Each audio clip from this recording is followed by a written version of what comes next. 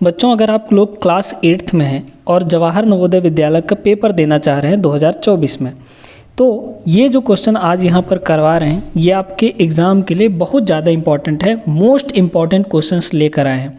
ऐसे ही प्रश्न आपके एग्ज़ाम में आएंगे या फिर क्या पता यही क्वेश्चंस आ जाएं, तो इन क्वेश्चंस को करके ही जाना है आपको एग्ज़ाम देने के लिए। तो देख लीजिए, बहुत ही आसान तरीके से समझाएंगे, एक एक चीज़ डिटेल में आपको समझ में आ जाएगा। पहले आते हैं इस सवाल पे। पहला प्रश्न क्या दिया गया है, यदि √2401 का वैल्यू 49 है, यानी 2401 का जो वर्गमूल है वो 49 है, 49 होता ही है, तो यहाँ पे इन दोनों का जोड़ के वैल्यू बताना है। देखिएगा, सबसे पहले हमारे पास क्या है, यहाँ पे अंडर रूट यहाँ पे कितना है 0.2401। अगर इसमें दशमलव हटाएंगे तो ऊपर क्या बनेगा हमारा 2401 बनेगा। शुरू में तो 0 होगा, उसका तो कोई अर्थ नहीं होता है ना, शुरू में 0 है तो कोई मतलब नहीं। अच्छा, जब पॉइंट हटाते हैं तो डिवाइड में कुछ ना कुछ आता है।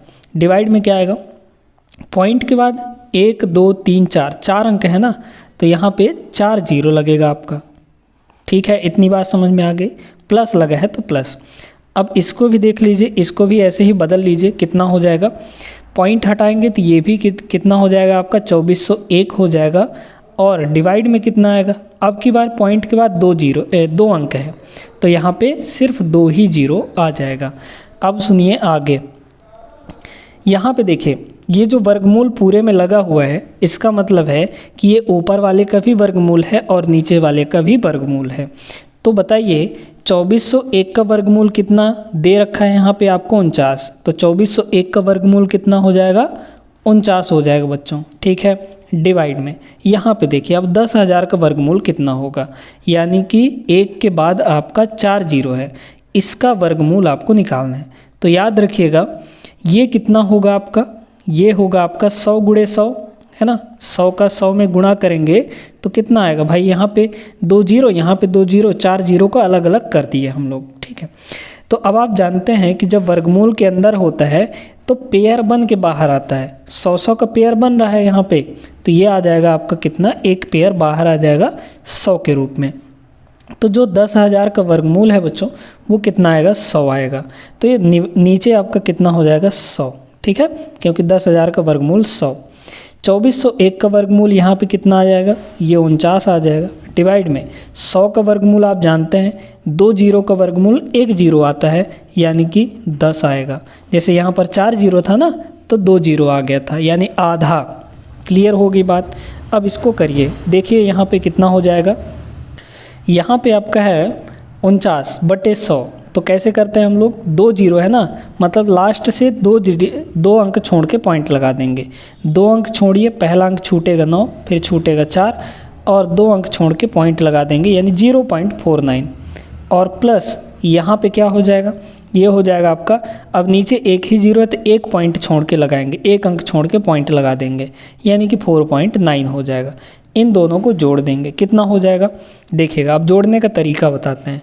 पहला हमारा क्या है 0.49। अब ये यहाँ पे पॉइंट के जस्ट नीचे पॉइंट रहता है, इसको हमको लिखना है, तो 4 पहले हो जाएगा, 9 यहाँ पे हो जाएगा। ये नहीं कि इधर कर दें, गलत हो जाएगा। ठीक है, तो ये आ गया आपका 9, 4 और 9 हो जाएगा 13, और 1 हासिल आएगा तो 4 1 5, यानी 5.39 बच्चों। तो इसका सही आंसर है 5.39। कौन से ऑप्शन में है, ऑप्शन नंबर बी आपका करेक्ट हो जाएगा। ठीक है ना, तो अच्छे तरीके से हम आपको समझा दिए हैं क्या क्या तरीके हैं, है ना। आगे बढ़ते हैं अगले प्रश्न में। बहुत इंपॉर्टेंट प्रश्न करवा रहे हैं, ये जितना भी करवाएंगे बहुत इंपॉर्टेंट प्रश्न है आपके लिए।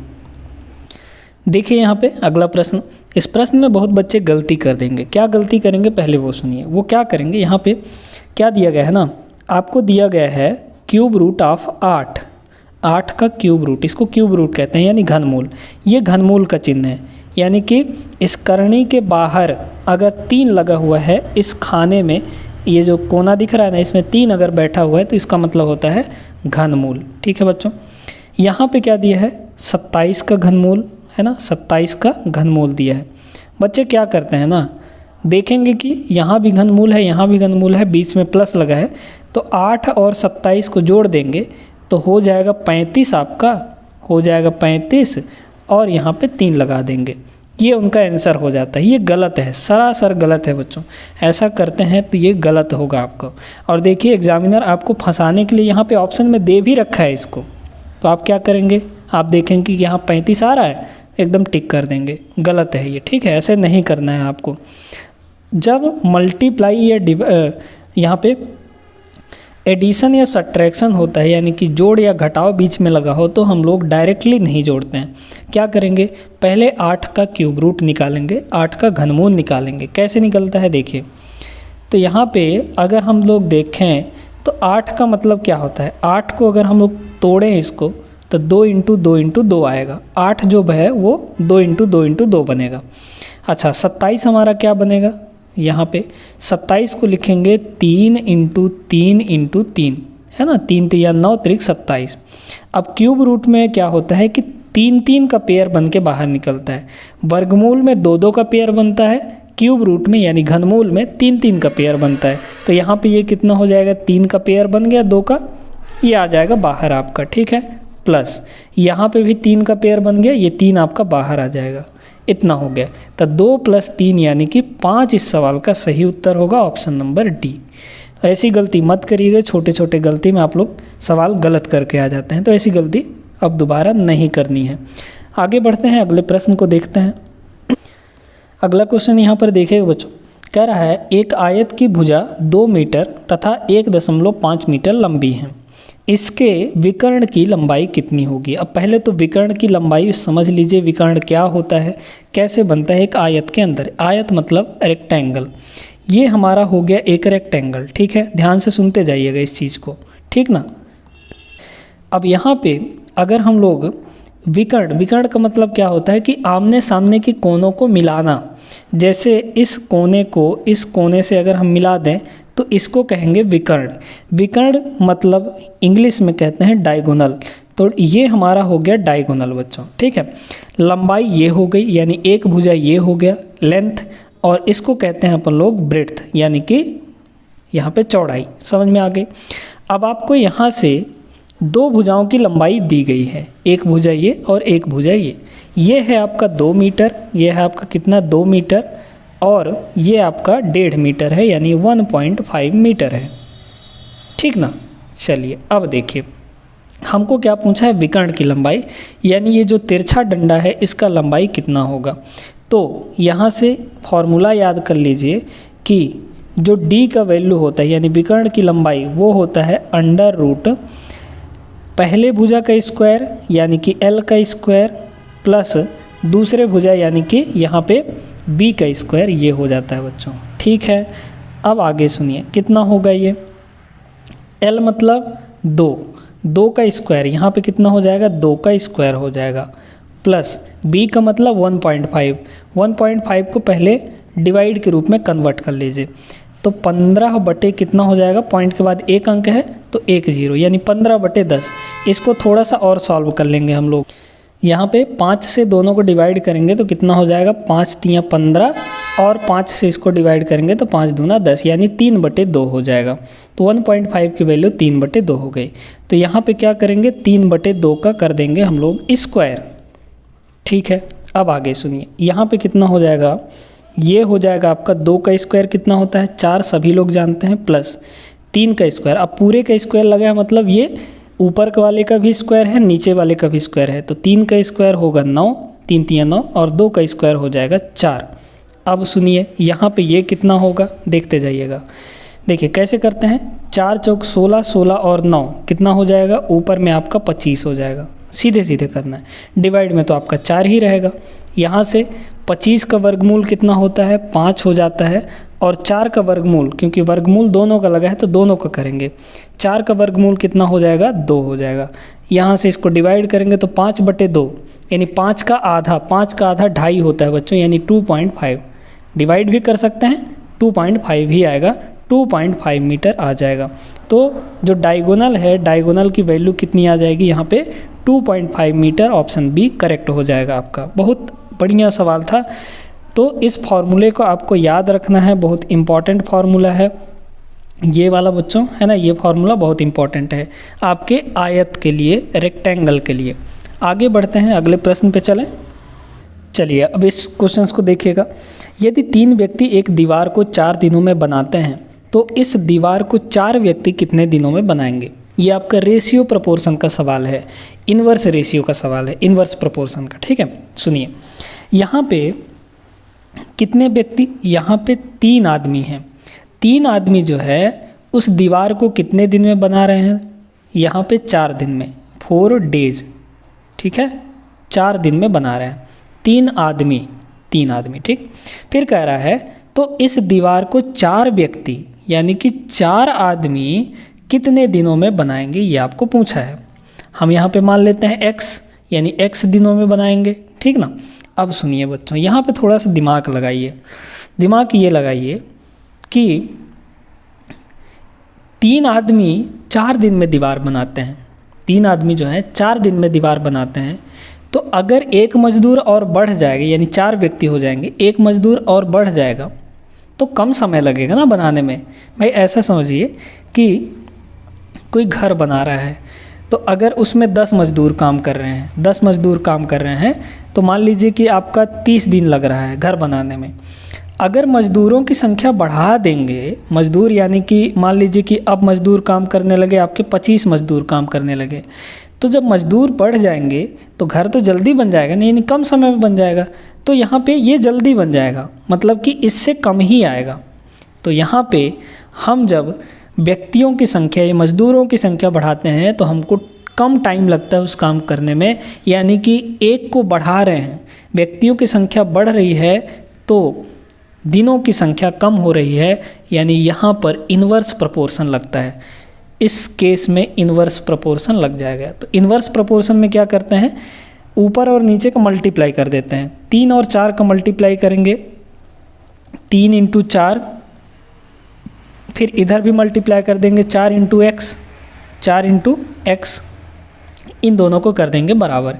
कितना आ जाएगा, ये हो जाएगा आपका 12 इक्वल टू इधर आपका 4x, तो x की वैल्यू कितनी आ जाएगी, 4 इधर आके डिवाइड होगा, यानी 12/4। 12/4 का मतलब कितना होता है, 3 होता है। तो x मतलब कि अगर 4 व्यक्ति काम करेंगे तो कितने दिन में बनाएंगे उस दीवार को, 3 दिन में बनाएंगे बच्चों। ऑप्शन नंबर सी आपका सही उत्तर हो जाएगा। ठीक है ना, समझ में आ गया। तो एक चीज़ जब बढ़ता है और दूसरी चीज़ घटे तो वहाँ पे इन्वर्स प्रोपोर्शन होता है। लेकिन अगर एक चीज़ बढ़ने पर दूसरी चीज़ भी बढ़े या एक चीज़ कम होने पर दूसरी चीज़ भी कम हो तो वहाँ पे डायरेक्ट प्रोपोर्शन होता है। जैसे समझा देते हैं आपको, जैसे मान लीजिए यहाँ कि 5 पेन अगर आपके 5 पेन अगर आपके 30 रुपये मिल रहे हैं, ठीक है, कितने रुपए मिल रहे हैं, 30 रुपये मिल रहे हैं। तो यहाँ पे ऐसा सुनिए कि अगर मान लीजिए कि हमको 8 पेन खरीदना है, 8 पेन खरीदना है, तो 8 पेन खरीदेंगे तो ज़्यादा रुपए लगेगा ना हमको, यानी कि पेनों की संख्या जब बढ़ रही है तो उनका कॉस्ट यानी उनकी कीमत भी बढ़ रही है। पेनों की संख्या बढ़ी तो उनका कीमत भी बढ़ा, यानी यहाँ पर एक चीज़ बढ़ा तो दूसरा चीज़ भी उसके साथ साथ बढ़ गया। तो यहाँ पे होता है डायरेक्ट प्रोपोर्शन, और डायरेक्ट प्रोपोर्शन में हम लोग डिवाइड करते हैं। जैसे मान लीजिए कि 5 पेन 30 रुपये मिलता है, तो कह रहा है 8 पेन कितने रुपए मिलेगा, यहाँ पे x मान लेंगे। और ये हम लोग जान चुके हैं कि ये आपका डायरेक्ट प्रोपोर्शन है, यानी सीधा समानुपात। तो सीधा समानुपात में डिवाइड करते हैं 5/8। इन्वर्स प्रोपोर्शन में मल्टीप्लाई कर देते हैं ऊपर नीचे का, लेकिन डायरेक्ट प्रोपोर्शन में हम लोग डिवाइड कर देते हैं। तो 5 ये हो जाएगा 8 इक्वल टू इधर 30/x हो जाएगा, 30/x हो जाएगा बच्चों। ठीक है, अब यहाँ पर क्रॉस मल्टीप्लाई कर देंगे, x का गुणा 5 से करेंगे तो 5x आ जाएगा, और 8 का गुणा 30 से हो जाएगा, यानी 30 × 8 आ जाएगा। ठीक ना। आगे देखिए, आगे हम लोग यहाँ पे x की वैल्यू कितनी हो जाएगी यहाँ से, तो x बराबर हो जाएगा 30 × 8 इधर पहले से है, और ये जो 5 है इधर आके डिवाइड होगा, यानी 5। तो काटेंगे, ये आ जाएगा आपका 6 और 8 छक्के 48। तो x की वैल्यू यहाँ पे कितनी आ गई, 48 आ गई। यानी कि 5 पेन अगर 30 रुपये मिलता है तो 8 पेन कितने में मिलेगा बच्चों, 48 रुपये में मिलेगा। ये डायरेक्ट प्रोपोर्शन का एग्जाम्पल है। ठीक है, डायरेक्ट प्रोपोर्शन। और ये आपका इन्वर्स प्रोपोर्शन का यहाँ पे सवाल था। समझ में आ गई ना बात। चलिए आगे चलते हैं अगले प्रश्न में। ये सवाल देखिए, ऐसा सवाल आपके बुक में भी दिया हुआ है जहाँ पे आपको स्टैंडर्ड फॉर्म और यूजुअल फॉर्म में बदलना होता है। इसको आपको स्टैंडर्ड फॉर्म यानी मानक रूप में बदलना है। क्या दिया है बच्चों, यहाँ पे पहले तो समझ लेते हैं कि स्टैंडर्ड फॉर्म में कैसे बदलते हैं। जैसे मान लीजिए आपको कोई नंबर दिया गया है, यहाँ पे हम लिख रहे हैं 4 2 0 1 और यहाँ पे 6 कर देते हैं और यहाँ पे 3। अब यहाँ पे ये कितना है, 6,42,013 है। इसको स्टैंडर्ड फॉर्म में बदलना है। ये आपका अभी यूजुअल फॉर्म में है, ठीक ना। स्टैंडर्ड फॉर्म में बदलने के लिए करते क्या है ना कि जस्ट एक डिजिट के बाद यानी एक अंक के बाद ही पॉइंट लगा देते हैं। तो अगर इसमें हम एक डिजिट के बाद स्टैंडर्ड फॉर्म में बदलने के लिए क्या करते हैं, एक अंक के बाद पॉइंट लग जाता है। तो एक अंक के बाद यहाँ पे पॉइंट लगा दीजिए, एक अंक के बाद पॉइंट लगा देंगे और जैसा है वैसे लिख देंगे इसको, ठीक है। लेकिन जब ये पॉइंट लगाएं तो इसके वजह से कुछ ना कुछ हमको यहाँ पे मल्टीप्लाई करना पड़ेगा। मल्टीप्लाई क्या करना पड़ेगा, सुनिए। देखिए यहाँ पे लिखेंगे हम लोग 10 और पॉइंट लगाने के बाद यहाँ पे देख लीजिए कितने अंक हैं। पॉइंट के बाद आपको देखना है, पॉइंट के बाद कितने अंक हैं, 1 2 3 4 5, 5 अंक है। तो यहाँ पे पावर 5 कर दीजिए। बस ये स्टैंडर्ड फॉर्म में बदल गया आपका, इतना आसान है। ऐसे ही इसको भी करना है। देखिएगा यहाँ पे लिखा है 4 3 2 5 और इंटू 10 की पावर -4, ये तो दिया गया है, ठीक है। अब इस चीज़ को पहले बदलना है। कितना हो जाएगा, पॉइंट एक डिजिट के बाद पॉइंट लगाएंगे यानी ये हो जाएगा 4 3 2 5। एक अंक के बाद पॉइंट लगा दिए हैं। अब जैसे ही पॉइंट लगाएंगे तो इसमें कुछ ना कुछ मल्टीप्लाई करना पड़ेगा। कितना मल्टीप्लाई करेंगे, 10 की पावर, पॉइंट के बाद कितने अंक हैं, 1 2 3, 3 अंक है तो 10 की पावर 3 का मल्टीप्लाई करेंगे। और ये तो आपका पहले से उसमें था तो इसको हम लोग इधर किनारे लिख देंगे यानी 10 की पावर -4। अब होगा क्या, ये तो नंबर ऐसे ही रहेगा 4.325 ऐसे ही रहेगा, इनटू यहाँ पे आप लोग पढ़े होंगे कि जब बेस समान होता है, बेस दोनों का कितना है, आधार यहाँ भी 10 है यहाँ भी 10 है, तो पावर ऐड हो जाता है जब मल्टीप्लाई होता है। बेस सेम होने पर पावर ऐड होता है मल्टीप्लाई के टाइम। तो 3 और -4 को जोड़ दीजिए, तो 3 और -4 को जोड़ेंगे कितना हो जाएगा, -1 हो जाएगा। 3 में से 4 घटाएंगे तो -1 ही आएगा यानी 10 की पावर -1 हो गया बच्चों। कहाँ दिख रहा है आपको, ऑप्शन नंबर डी में दिख रहा है, ये करेक्ट होगा, ठीक है। तो अब आप लोग स्टैंडर्ड फॉर्म में बदल लेंगे। आगे चलते हैं अगले प्रश्न पे। चलिए यहाँ पे डिस्काउंट का एक सवाल करते हैं यानी आपका छूट का। क्या दिया है, एक टीवी जिसका अंकित मूल्य यानी मार्क्ड प्राइस यानी उस पर लिखा कितना था टीवी पर, 16,000 रुपये, 15% की छूट पर उपलब्ध है। इस टीवी का विक्रय मूल्य कितना होगा। तो यहाँ पर 3 चीज़ें होती हैं बच्चों, क्या क्या, एक तो हो गया मार्क्ड प्राइस आपका यानी अंकित मूल्य, और उसकी सेलिंग प्राइस या फिर डिस्काउंट हो गया, उस पर कितना का डिस्काउंट दिया गया यानी डी, और डिस्काउंट देने के बाद उसकी सेलिंग प्राइस आती है यानी विक्रय मूल्य आती है। यहाँ पे देखिए, यहाँ पे हाँ एक चीज़ हमेशा याद रखें कि जो मार्क्ड प्राइस होता है यानी अंकित मूल्य वो हमेशा 100% होता है। तो मार्क्ड प्राइस कितना हो जाएगा आपका, 100% हो जाएगा, ये 100%। और रुपए में आपको कितना दिया है अंकित मूल्य, 16,000, ठीक है, ये आपका 16,000। बहुत आसान तरीका बता रहे हैं। इस तरीके से अगर आप करेंगे तो आप आपके बुक में, एनसीईआरटी की बुक में जो जितने भी सवाल दिए हैं डिस्काउंट वाले वो सब लगा सकते हैं आप लोग, ठीक है। चलिए अब यहाँ पे डिस्काउंट कितने का दिए गए, 15% का। तो यहाँ पे डिस्काउंट आपको दिया गया है 15% का। ये परसेंट में डिस्काउंट दिया है, रुपए में आपको डिस्काउंट नहीं दिया गया है, ठीक है। कह रहा है इस टीवी का विक्रय मूल्य कितना होगा यानी सेलिंग प्राइस। ये बताइए बच्चों, सामान था 100% का, उसमें 15% छूट दे दिया यानी वो सामान कितने में बिकेगा, 100 में से 15% छूट हो गया तो 100 - 15 कर देंगे यानी वो सामान बिकेगा आपका 85% में। कितने में बिकेगा, 85% में, ठीक है। अब अगला काम सुनिए, यहाँ पे जो विक्रय मूल्य है वो तो आपको परसेंट में नहीं निकालना है, वो आपको रुपए में निकालना है। यानी सेलिंग प्राइस जो है वो आपको रुपए में निकालना है। तो इसको मान लीजिए x, ध्यान देते जाइएगा, x मान लेना है। अब सुनिए ध्यान से, क्या दिया है, जहाँ पे दोनों वैल्यू दिए गए हों, यानी परसेंटेज में भी और रुपए में भी, उन दोनों को बराबर कर देना है। इसको यूनिटरी मेथड कहते हैं। 100% यहाँ जिसमें भी दोनों वैल्यू दिए गए हों उन्हीं दोनों को इक्वल कर देना है।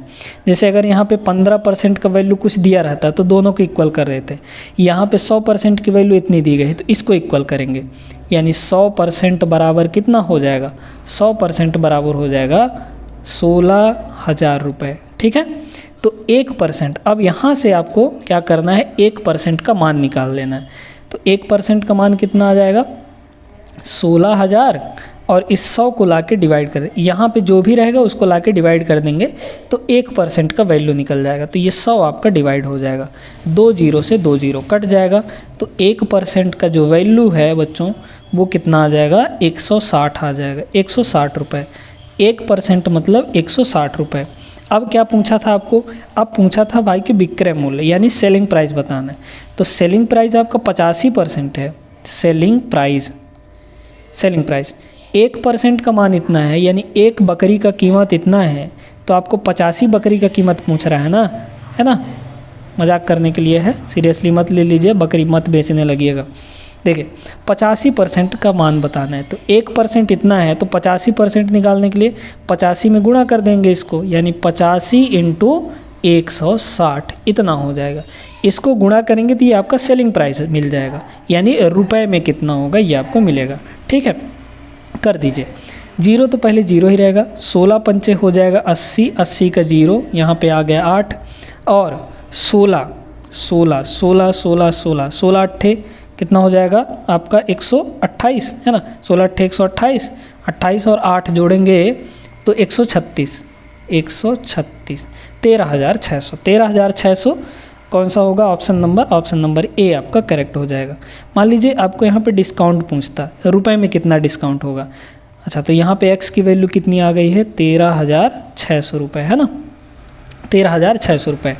डिस्काउंट पूछता तो कैसे निकालते, 1% का वैल्यू आपको पता ही है, डिस्काउंट मतलब 15%, तो 15% की वैल्यू निकाल दीजिए, यानी कि इस 160 में 15 का गुणा कर देंगे तो हमको यहाँ पे डिस्काउंट मिल जाएगा। और दूसरा तरीका ये भी है कि भाई 16,000 का सामान था, 13,600 रुपये में बिका है, यानी डिस्काउंट कितने का मिला होगा, 16,600 में से आप लोग घटा दीजिए 13,600 को, तो यहाँ पे कितना आ जाएगा, ये हो जाएगा आपका 400। ठीक है, 400 और 15 में से 13 गया 2, 2400 का डिस्काउंट कितने का आ जाएगा, 2400 रुपये का। परसेंटेज में 15% का और एक्चुअल में रुपए में 24% का डिस्काउंट, 2400 का। ठीक है, क्लियर हो गई ना बात। ऐसे ही करना है आपको, इस तरीके से आप लोग चार्ट बना लेंगे, पहले एमपी, फिर डिस्काउंट, फिर उसके बाद सेलिंग प्राइस। एमपी मतलब अंकित मूल्य, मार्क्ड प्राइस, डिस्काउंट यानी छूट, और एसपी यानी विक्रय मूल्य। क्लियर हो गई ना बात। चलिए, तो ये सवाल समझ में आ गया होगा, आगे एक और सवाल करते हैं। चलिए, तो बच्चों यहाँ पर परसेंटेज का प्रश्न देखिएगा। परसेंटेज के प्रश्नों को करना बहुत आसान होता है। क्या दिया है यहाँ पे, 100 माइनस कितना दिया है, 300 का, यानी ऑफ का मतलब होता है मल्टीप्लाई। ठीक है, 20%, तो 20 और परसेंट जब हटाते हैं, यानी परसेंट का चिन्ह जब हटाते हैं तो परसेंटेज की जगह पर बटे में 100 लगाते हैं, यानी डिवाइड में 100 हो जाता है।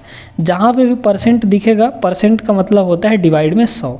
क्लियर हो गई बात। अच्छा, इसके बाहर ब्रैकेट लगा हुआ है, फिर का लिखा है, का मतलब मल्टीप्लाई, फिर यहाँ पे 40% यानी 40/100।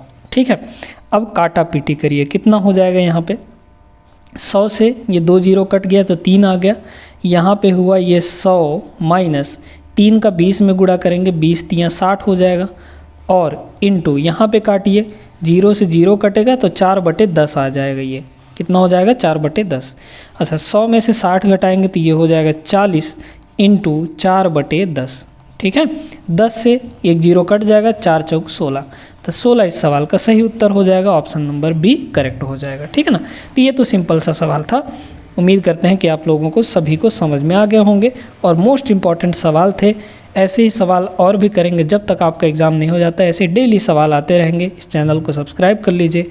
मैथ्स में आपको अच्छे से सिखा दिया जाएगा हर एक चीज़, कॉन्सेप्ट, ट्रिक, सब कुछ। ठीक है, मिलेंगे अगले क्लास में, तब तक के लिए जय हिंद।